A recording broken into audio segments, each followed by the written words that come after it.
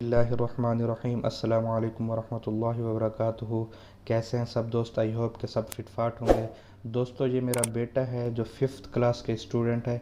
इसने आज मुझे कहा कि बाबा, आपके चैनल के मुतालिक मैं लोगों से तहरीरन कुछ कहना चाहता हूँ। तो मैंने कहा जी ज़रूर कहिए। तो उन्होंने तहरीरी सूरत में कुछ कहा है। आइए देखते हैं कि उन्होंने क्या कहा है।